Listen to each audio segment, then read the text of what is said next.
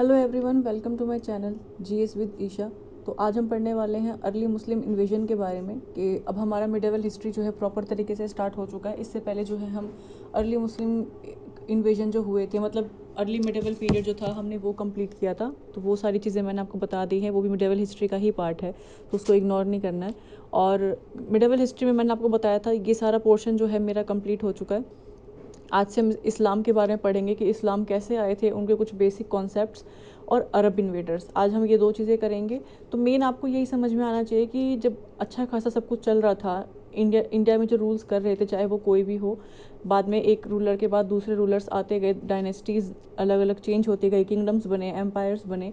लेकिन ऐसा क्या हुआ कि इस्लामिक इन्वेजन्स हुए, और हुए तो हुए, लेकिन फिर वो इंडिया में आकर रूलिंग भी करने लग गए, शासन करने लग गए। तो ऐसा क्या हुआ था, क्या प्रॉब्लम्स थी, वो सारी चीज़ें मैंने लास्ट वीडियोज़ में भी कंप्लीट करवाई थी कि बहुत सारे रीजंस थे। एक तो हमारे इंडिया का जो नॉर्थ वेस्टर्न एरिया है, यानी कि अगर हम देखें, अगर इंडिया का मैप इस तरीके से है, ठीक है, तो ये जो एरिया हमारा नॉर्थ वेस्ट का है, ये हमेशा से ही जो फॉरेन इन्वेजन्स हुए हैं, यानी कि जो बाहर से जो आक्रमण हुए हैं लोगों के, वो हमेशा इस एरिया में ही हुए हैं। क्योंकि बहुत इजी पड़ता था, यहाँ पे ना तो कोई नदी है ना कोई पहाड़ है, तो ईजिली यहाँ पर लोग आ पाते थे। और इंडिया में, और यहाँ के जो रूलर्स थे इंडिया में नॉर्थ वेस्टर्न एरिया के, वो बहुत ही ज़्यादा वीक थे। तो आपको ध्यान रखना है कि बहुत वीक रूलर्स थे, एक ये भी रीज़न था। और जो ये सी पोर्ट था, ये भी काफ़ी ज़्यादा बड़ा ट्रेडिंग सेंटर हुआ करता था, और ये भी बाहर के लोगों के कब्ज़े में आ गया था, तो उसकी वजह से भी इंडिया में काफ़ी नुकसान हो रहा था। और यहाँ से हमें काफ़ी ज़्यादा इकोनॉमिक लॉसेस भी हो रहे थे। और बाहर से जो लोग आक्रमण, अभी तक क्या था, जब अर्ली मिडेवल हिस्ट्री स्टार्ट होती है तो इस पर्पज़ से नहीं होती है कि उनको इंडिया में रूल करना होता है, वो इस पर्पज़ से होती है कि उनको इंडिया का जितना भी खजाना था, इंडिया में लूट करके इनको सारा इंडिया का जो खजाना था वो बाहर लेके जाना था। और इस तरीके से इंडिया को इन्होंने गरीब, मतलब कहते हैं ना कि यहाँ से इंडिया का जो है एक टाइम जो गोल्डन पीरियड बोला जाता था, तो वो उस नाम को लेके ये लोग इंडिया में आते थे कि यहाँ पे बहुत सोना है, बहुत पैसा है, और उसको यहाँ पर ये लूट मचा के, यानी कि लूटिंग का काम करते थे जो अरब इन्वेडर्स हुआ करते थे, जो स्टार्टिंग में जो मुस्लिम इन्वेजन्स हुए हैं। तो लूट करके वो इंडिया का जो सोना या जो भी इंडिया का पैसा था वो बाहर लेके जाया करते थे। लेकिन जब बाद में जो तुर्किश इन्वेडर आते हैं, दिल्ली सल्तनत हो गया, तो ये इंडिया में राज करने के पर्पज़ से आए थे। ये इस पर्पज़ से नहीं आए थे कि इनको इंडिया का पैसा बाहर लेके जाना है, ये इंडिया में रूलिंग करने के पर्पज़ से आए थे। लेकिन जो अर्ली इन्वेजन्स हुए थे मुस्लिम्स के, वो लूटिंग के पर्पज़ से ही हुए थे, कि उनको इंडिया का सारा खजाना लेके बाहर जाना था अपनी कंट्री में। और यही इनकी मिस्टेक थी कि इनको इजी वे कौन सा मिला, नॉर्थ वेस्ट इंडिया का पार्ट, जहाँ पे आप मान सकते हो कि पंजाब हो गया, ठीक है, और राजस्थान हो गया, गुजरात वाला एरिया, यहाँ से ये इजीली इंडिया में एंटर कर पाते थे जो भी फॉरेन इन्वेजन हुआ करते हैं। हम बात करेंगे अगर अर्ली मुस्लिम इन्वेजन की, तो सबसे पहले क्या हुआ था, अरब कॉन्क्वेस्ट हुआ था सिंध में। तो अरब से कुछ आए थे, ठीक है, तो उनके नाम हम आगे पढ़ेंगे। तो उन्होंने पहले, सबसे पहले क्या किया, उन्होंने सिंध पे कब्जा करने की कोशिश करी। तो क्या प्रोसेस और किस तरीके से किया था, अभी हम वो पढ़ेंगे। From the ancient India, India was very famous as the fanatical land and was called golden sparrow. मैंने बताया कि इंडिया को सोने की चिड़िया कहा जाता था, तो इंडिया पहले ही एंशंट इंडिया से ही काफ़ी फेमस था अपने गोल्डन स्पैरो के नेम से, यानी कि सोने की चिड़िया के नाम से। और जितनी ज़मीन यहाँ पर फर्टाइल है, और काफ़ी ज़्यादा इकोनॉमी जो है इंडिया की अच्छी थी, वेल्थ भी इंडिया के पास बहुत था, तो ये कहीं ना कहीं एक आकर्षण का कारण बना बाहर के लोगों का इंडिया की तरफ। इसकी जो वेल्थ थी और ह्यूज पॉपुलेशन थी, ऑलवेज अट्रैक्टेड फॉरनर्स, यानी कि जो इंडिया की जो मास पॉपुलेशन थी, काफ़ी ज़्यादा आज भी देखा जाए तो काफ़ी पॉपुलेटेड कंट्री है हमारी। और जो वेल्थ थी, यानी कि बहुत पैसा था इंडिया के पास, तो ये कहीं ना कहीं बाहर के लोगों को इंडिया की तरफ अट्रैक्ट करता था। Although the Arab didn't rule for a very long time, yet they are called the bridge connector for India and rest of the world, mainly Europe. तो ये जो लाइन है, ये हमें ये समझाने की कोशिश कर रही है कि अरब जो थे, जो अरब से जो लोग आए थे, वो काफ़ी टाइम तक इंडिया में नहीं रहे थे, क्योंकि इनका पर्पज़ ही था यहाँ पे लूट करके अपने कंट्री में ले जाना। तो ज़्यादा लंबे समय तक ये यहाँ पे नहीं थे। लेकिन इन्होंने इनको क्या बोला गया, एक ब्रिज कनेक्टर, यानी इन्होंने कनेक्शन का काम किया है, किसके लिए, पूरे वर्ल्ड के लिए। क्योंकि अरब से होते हुए काफ़ी सारे लोग जो हैं इंडिया आते थे। तो मेनली यहाँ पे यूरोप की बात हो रही है, जिन्होंने हमारे ऊपर शासन किया था काफ़ी 200 साल तक, मोर देन 200 ईयर्स बोल सकते हैं हम। तो इन्होंने हमारे ऊपर काफ़ी टाइम तक राज किया था। तो कहीं ना कहीं जब अरब इंडिया आए, तो ये बात और फैल गई कि इंडिया में बहुत पैसा है। तो उसी के थ्रू फिर यूरोपियंस को भी मौका मिला इंडिया आके ट्रेड करने का, और यहाँ पे फिर उन्होंने अपने आप को जमा लिया। तो अरब ने इतना नुकसान नहीं पहुंचाया इंडिया में जितना यूरोपियंस ने मचाया। और बाद के जो मुस्लिम इन्वेजर्स हुए थे, वो कम से कम इंडिया में रह के शासन तो कर रहे थे, लेकिन यूरोपियंस ने दोनों ही टेक्निक अपनाई। इन्होंने इंडिया में रहे भी, इंडिया में रूल भी किया इन्होंने और इंडिया का ही सारा पैसा अपनी कंट्री में भेजा भी। तो ये इनकी टेक्निक थी। Arabs were conquering the world.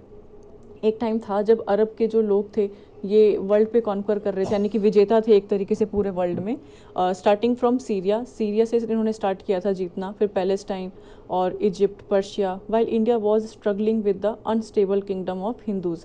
तो जब अरब अपनी पहचान बना रहा था, हर जगह वो विजय प्राप्त कर रहा था, चाहे वो सीरिया हो, पैलेस्टाइन हो, इजिप्ट हो, पर्शिया हो, हर जगह से, उस टाइम पे इंडिया में जो हिंदूज किंगडम्स थे वो स्ट्रगल कर रहे थे। हमने देखा कि जो हिंदू किंगडम्स थे वो बाद में बहुत ही छोटे छोटे टुकड़ों में डिवाइड हो रहे थे।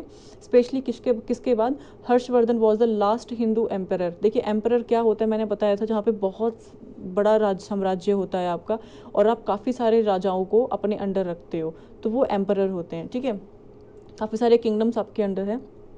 तो सबसे बड़ा अगर हम लास्ट किंग देखें तो कौन था? हर्षवर्धन डायनेस्टी के टाइम पे हर्षवर्धन, जिसे हम वर्धन डायनेस्टी बोलते हैं, तो ये लास्ट हिंदू एम्परर थे जो कि काफ़ी बड़े थे। एंड इनकी डेथ के बाद क्या हुआ? पॉलिटिकल इंस्टेबिलिटी आई थी। जब मैंने वर्धन डायनेस्टी करवाई थी तब मैंने बताया था कि इनके डेथ के बाद जो है इंडिया में काफ़ी कुछ चेंजेस हुए। छोटे छोटे जो किंगडम्स इनके अंडर थे उन्होंने अपने आप को इंडिपेंडेंट घोषित कर दिया था और वो अपना राज्य खुद संभालने लग गए थे। तो जो पहला मुस्लिम इन्वेजन हुआ इंडिया में वॉज दी अरब्स, वो अरब के द्वारा हुआ, lead by Muhammad bin Qasim. तो ये फर्स्ट नाम जो मुस्लिम का आया है, ठीक है। फॉरेन इन्वेजन की हम बात करें तो सबसे पहले किसकी बात की गई है? मोहम्मद बिन कासिम की। तो आपको इसका नाम नहीं भूलना है।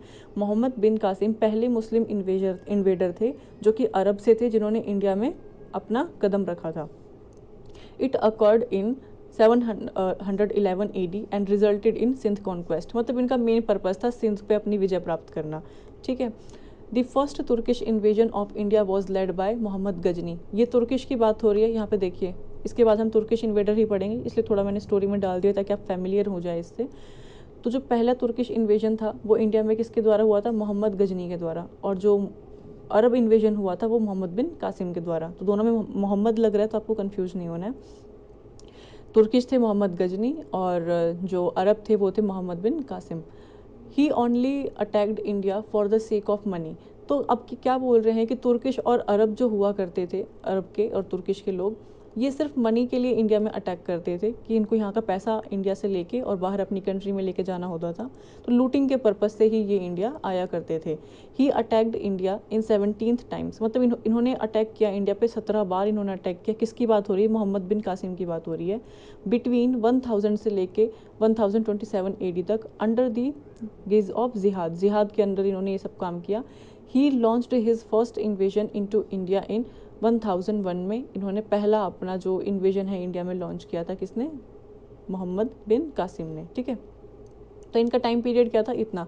तो अरब इन्वेजन सब हम पढ़ेंगे कितने हुए इंडिया में, कौन कौन आया। तो मोहम्मद बिन कासिम की अगर हम बात करें तो ये 695 से 715 AD तक आए थे।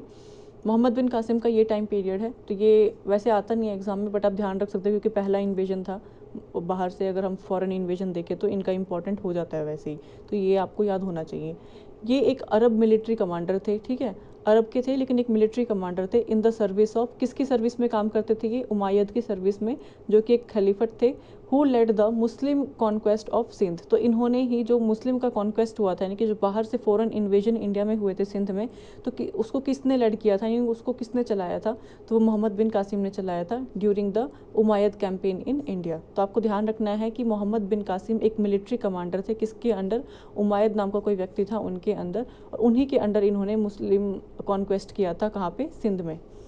Qasim became the first Muslim to successfully capture Hindu land. तो कासिम, मोहम्मद बिन कासिम जो है ये इकलौते पहले इंसान ऐसे बने, फर्स्ट मुस्लिम बने। तो ये आपको ध्यान रखना है, ये वहीं से भी इंपॉर्टेंट हो जाता है। फर्स्ट मुस्लिम है जो सक्सेसफुली कैप्चर करते हैं हिंदू लैंड को और अशरिंग करते हैं इन मुस्लिम रूल और इंडिया। इसका मतलब हुआ कि जो फर्स्ट मुस्लिम रूल इंडिया में को ये इस्टेब्लिश करते हैं। आप इस्टेब्लिश वर्ड यूज़ कर सकते हो। कौन करता है? Muhammad bin Qasim. He was the Umayyad general. कौन? मोहम्मद बिन कासिम की बात हो रही है। Who led the conquest of Sindh at the age of 17। तो 17 साल की एज में इन्होंने ये सब किया था। तो ये बहुत इंपॉर्टेंट हो जाता है। और 17 टाइम्स किया था, तो ये भी आपको ध्यान रखना है। दिस अडोलेसेंट कॉन्क्वर, यानी कि काफ़ी कम एज में, कॉन्क्वरर मतलब विजेता, यानी कि जहाँ भी ये आक्रमण करते थे वहाँ पे ये विजय प्राप्त करते थे। तो ये जो अडोलेसेंट कम उम्र के जो कॉन्करर थे यानी कि जो विजेता थे, फॉलोड इन अलेक्जेंडर्स फुटस्टेप। हमें पता है कि अलेक्जेंडर भी इंडिया में आए थे, लेकिन कुछ होने की वजह से क्या हुआ था, इनकी आर्मी की हार मानने की वजह से ये वापस चले गए थे। तो इन्होंने वही रास्ता अपनाया मोहम्मद बिन कासिम ने, by bringing new faith and culture, नया कल्चर लेके आया किसमें, हिंदू बेसिन में, यानी इंडस बेसिन भी बोल सकते हो आप उसको, ठीक है।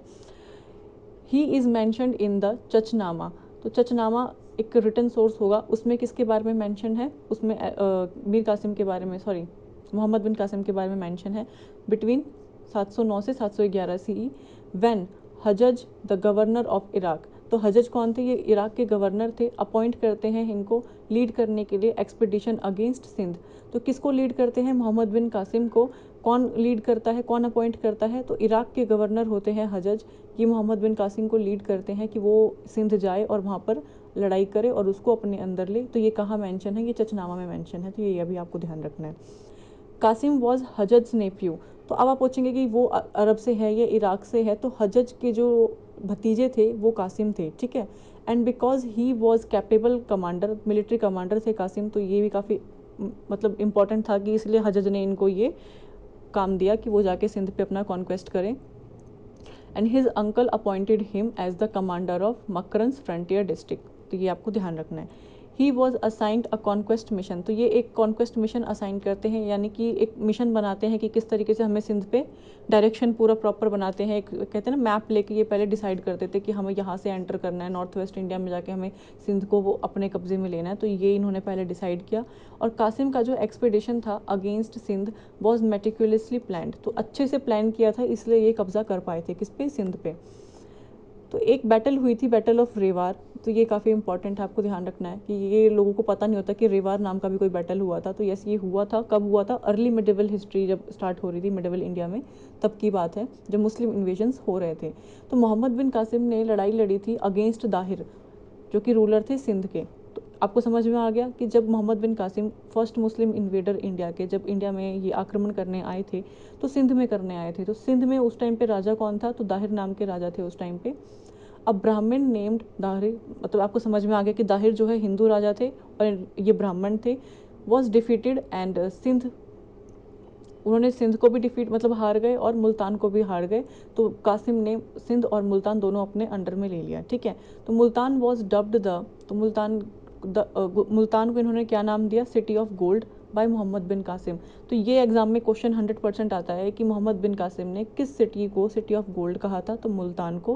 क्या आप ये बोल सकते हो कि मुल्तान को मोहम्मद बिन कासिम ने कौन सा नाम दिया था, तो क्या दिया था, सिटी ऑफ गोल्ड। तो किस तरीके से भी घुमा फिरा के पूछे, आपको स्टेटमेंट प्रॉपर पता होनी चाहिए। नेक्स्ट है effects of the conquest of Sindh. तो ऐसे क्या क्या इफ़ेक्ट्स थे जब सिंध में इनका आक्रमण हुआ था, तो क्या क्या हुआ था उस टाइम पे, हम वो पढ़ेंगे। तो कुछ रिलीजियस चेंजेस हुए थे, ठीक है। तो इस्लाम वॉज इस्टेब्लिश्ड इन सिंध। तो इस्लाम इस्टेब्लिश हो गया था सिंध में जब सिंध पे कॉन्क्वेस्ट किया मोहम्मद। ऑब्वियसली है कि कोई बाहर का रूलर आकर अगर इंडिया में कोई जगह जीत जाता है लड़ाई करके, तो वो अपना ही रिलीजन वहाँ पे फेमस करना चाहेगा, अपने ही इस्लाम को, अपने धर्म को वहाँ पे इस्टेब्लिश करेगा। तो इसने सिंध और मुल्तान में अपने आप को इस्टेब्लिश किया और इस्लाम को इस्टेब्लिश किया। और the attempt failed as Rajputs had a stronger position in north. तो कहीं ना कहीं जो इनकी कोशिश थी फर्स्ट टाइम वो फेल हो गई, क्योंकि राजपूत्स की नॉर्थ में उस टाइम पे अच्छी पकड़ थी। Initially after the death of Mohammad bin Qasim, तो जब मोहम्मद बिन कासिम की डेथ हुई, द खलीफा वर शेकन, ठीक है। तो ये कमांडर थे, ये लड़ने आए थे, जब इनकी डेथ हुई तो थोड़ा एक इस मतलब जो भी अब खलीफा जो नाम दिया है वो हिल गए थे उस टाइम पे। And the Islamic propagation was declined. तो जो ये सोच कर आए थे कि हम इस्लाम का प्रचार करेंगे, अपने धर्म को आगे बढ़ाएंगे, वो कहीं ना कहीं तक स्टार्टिंग में तो सक्सेसफुल हुए जब इन्होंने सिंध पे कब्जा किया, लेकिन वो फैल क्यों नहीं पाए पूरी इंडिया में, क्योंकि राजपूत्स की नॉर्थ पे काफ़ी अच्छी पकड़ थी, तो इसलिए ये इससे ज़्यादा आगे नहीं बढ़ पाए। दी alliance made by Muhammad bin Qasim. तो मोहम्मद बिन कासिम ने जब, मैं सिर्फ कासिम बोलूँगी, ठीक है। तो कासिम ने जब इंडिया में सिंध पे कॉन्क्वेस्ट किया था, तो इसने काफ़ी अलायंस बनाए थे। तो क्या बोल रही है कि इनके जो अलायंस थे proved to be fruitful in later invasions of Islamic rulers. तो जब इन्होंने अलायंस बनाए काफ़ी सारे मुस्लिम लोगों से, मतलब जो भी रूलर्स रहे होंगे, इराक हो, आसपास के जितनी भी कंट्रीज़ रही होंगी, वहाँ इनके अच्छे खासे अलायंस थे। उसी के थ्रू क्या हुआ कि इनकी डेथ के बाद और भी ज़्यादा इस्लामिक रूलर्स तो थे, उन्होंने इंडिया में आक्रमण किए और वो इंडिया आए। तो the views on Islam were changed as Arabs were not cruel. तो हुआ ये, जब इंडिया में सिंध में इन्होंने अपना रूल किया मोहम्मद बिन कासिम ने, तो हुआ ये, लोगों को लगा था कि इस्लामिक लोग जो है बहुत कट्टर होते हैं, तो इस पॉइंट ऑफ व्यू से लोग इनसे डरते थे। लेकिन जब मोहम्मद बिन कासिम या फिर जो अरब के लोग इंडिया में आए थे, तो उनको देख के लोगों के, इंडिया में जो लोग हैं उनके पर्सपेक्टिव में चेंज आया। उनको लगा कि नहीं, ये इतने कट्टर नहीं होते, क्योंकि उन्होंने उनके साथ कुछ गलत नहीं किया था। तो no extra taxes were imposed on Hindus. तो इन्होंने हिंदूज़ पे कोई भी एक्स्ट्रा टैक्स नहीं लगाए थे फॉर बिलीविंग इन हिंदुइज़्म। मतलब कि कहने का मतलब क्या है कि जो अरब के लोग थे वो रिलीजियस टॉलरेंस थे। अगर ये स्टेटमेंट एग्जाम में आया कि क्या ये रिलीजियस टॉलरेंस थे, तो हाँ ये थे, क्योंकि इन्होंने हिंदुइज़्म पे कोई टैक्स नहीं लगाया और उनको अपना रिलीजन फॉलो करने दिया। विच वॉन देयर हार्ट्स। तो इसी के थ्रू इन्होंने इंडिया में अपनी जगह बनाई। And they embraced the Arabs with the open arms. तो इंडियंस ने भी इनको अच्छे से एक्सेप्ट किया। अब नेक्स्ट देखते हैं कि पॉलिटिकल एंड सोशल इम्पैक्ट क्या हुआ था इंडिया में जब सिंध पे कब्जा हुआ था। ठीक है, किसका? कासिम का। तो अभी हमने क्या पढ़ा, रिलीजियस चेंजेस क्या हुए थे। ठीक है, तो ऐसा कुछ खास हुए नहीं थे। The poor management of the Hindu rulers and there week army. तो ये क्या बोल रहा है कि इनका मैनेजमेंट भी काफ़ी पुअर था, इनकी आर्मी भी बहुत वीक थी। ठीक है, there week army strengths were in front of the world. मतलब पूरे वर्ल्ड को पता था कि नॉर्थ वेस्ट इंडिया में जितने भी हिंदू या राजपूत रूल कर रहे हैं वो काफ़ी वीक है, और उनकी मैनेजमेंट भी अच्छी नहीं है, उनकी आर्मी भी ज़्यादा स्ट्रॉन्ग नहीं है। तो which developed the interest of Arabs. तो यहाँ से अरब्स को इंटरेस्ट आया कि अरे अगर इतनी वीक है तो हम उसको वहाँ पे जाके कब्जा कर सकते हैं, ऑक्यूपाई करने के लिए पूरे इंडिया पे। The Sindh area which was considered to be tribal. तो सिंध को एज अ ट्राइबल एरिया माना जाता था। कब? बिफोर अरब इन्वेजन। जब तक अरब का इन्वेजन वहाँ नहीं हुआ था तब तक उसको ट्राइबल एरिया माना जाता था। और अरब के इन्वेजन के बाद ये इकोनॉमिकली और सिविलाइज्ड हो गया, मतलब इकोनॉमिकली भी स्ट्रॉन्ग हो गया सिंध, और सिविलाइज्ड हो गया, क्योंकि वहाँ पे लोग आके रहने लग गए, सिर्फ ट्राइबल्स नहीं रह गए। The law and orders of the Arab changed. तो वहाँ पे जो रूल रेगुलेशंस थे वो चेंज किए गए अरब्स के द्वारा। And the social status of the region. And the Arabs were great politician. तो इनको काफ़ी अच्छा पॉलिटिशियन बोला गया, तभी तो उन्होंने लोगों के दिल में जगह बनाई। इन्हें पता था कि अगर मैं धर्म चेंज करने की बात करूँगा या हिंदुइज्म के खिलाफ गए तो पूरे इंडिया में मेजोरिटी जो है हिंदू लोगों की ही थी, तो उस टाइम पे ये उनके अगेंस्ट नहीं गए। तो कहीं ना कहीं डिप्लोमेसी का काम था इनका, और पॉलिटिशियन अच्छे खासे थे ये। The social reform took place during this time. तो सोशल रिफॉर्म्स किए इन्होंने काफ़ी सारे, जो कि पीसफुली एडमिनिस्ट्रेशन किया इन्होंने। Was set where as other parts of India highly disturbed. तो हुआ ये, जब इन्होंने सोशल रिफॉर्म्स लाए सिंध वाले और मुल्तान वाले एरिया में, तो this time as the peaceful administration set हुआ उस टाइम पे। तो इसी वजह से क्या हुआ, बाकी जो पार्ट्स थे इंडिया के वो डिस्टर्ब हो रहे थे, क्योंकि एक बाहर के लोग आके इंडिया पे रूल कर रहे थे और अच्छे से उनका एडमिनिस्ट्रेशन रन हो रहा था। द डिसयूनिटी ऑफ हिंदू राजाज। ये हम सबको पता है कि हिंदू राजा जो थे उनके बीच में डिसयूनिटी थी, दोनों सब आपस में एक दूसरे को मारने में लगे हुए थे। तो कहीं ना कहीं इस चीज़ का फ़ायदा बाहर के लोगों ने उठाया। And proved to be the bigger spring bolt to bring the change in the area. तो इस तरीके से चेंजेस आए और बाहर के लोग यहाँ पे आके शासन कर पाए थे। The common people were fed up with internal fights. तो जो कॉमन पीपल थे, यानी जो नॉर्मल लोग थे, वो आपस में ही अपने ही लोगों से रोज़ रोज़ लड़ाइयाँ करना, यानी कि दो किंग है, दोनों हिंदू ही हैं, तो आपस में लड़ाइयाँ कर रहे हैं एक दूसरे का राज्य छीनने के लिए। तो आम जनता इससे परेशान हो रही थी। And they had no respect for Rajput empire. तो जो राजपूत एम्पायर का डिक्लाइन ही यहीं से शुरू हुआ, क्योंकि जब वो देख रहे थे कि जो मुस्लिम रूलर्स आए हैं बाहर से, वो हर चीज़ दे रहे हैं, और वहीं हमारे जो राजा हैं वो आपस में ही लड़ाई कर रहे हैं, और इससे दिक्कत जो इकोनॉमिकली लॉस हो रहा था वो कॉमन पीपल को हो रहा था। तो यहाँ से क्या हुआ, फिर इनकी जो लोगों की जो आम जनता थे उनकी वो रिस्पेक्ट करनी इन्होंने बंद कर दी, इनकी बात माननी बंद कर दी। तो ये डिक्लाइन हुआ था हिंदू राजाज का, या फिर कह सकते हो राजपूत एम्पायर का।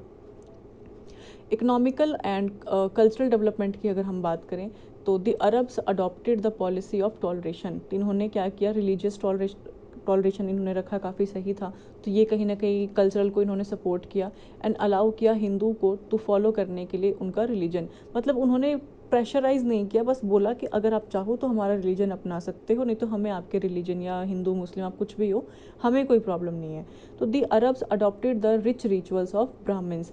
तो पहले इन्होंने क्या किया, इन्होंने उनको अपील करने से पहले इन्होंने खुद एक कदम आगे बढ़ाया और जितने भी हिंदू समाज में जितने भी रिचुअल्स हुआ करते थे, हवन हो गया या पूजा हो गई, तो उसको क्या किया, अरब के जो मुस्लिम रूलर्स थे उन्होंने इसको अटेंड करना शुरू कर दिया और यहाँ से इन्होंने नॉलेज प्राप्त करी।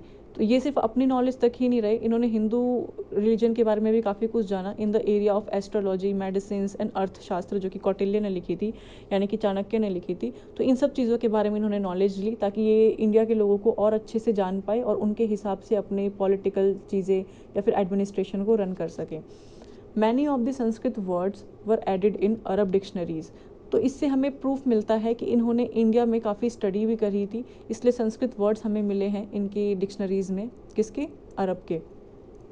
The small area were converted in cities. तो काफ़ी सारे जो छोटे छोटे एरियाज थे इनको इन्होंने सिटीज़ में कन्वर्ट किया था।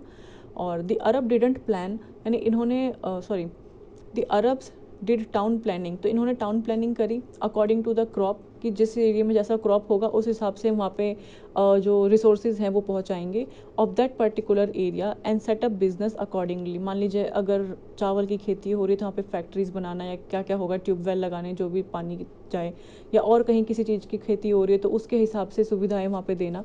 तो ये इन्होंने काफ़ी अच्छे से प्लान करके किया, मतलब रन किया था। This improved the economical condition. तो इस तरीके से क्या हुआ, जब आपको पता चलता है कि कौन सी ज़मीन कहाँ तक कितने काम की है, उस हिसाब से जब आप काम करते हो तो आपको फ़ायदा होता है। तो वहीं से इनको इकोनॉमिक कंडीशन में इनकी सुधार आने लगा सिंध रीजन में।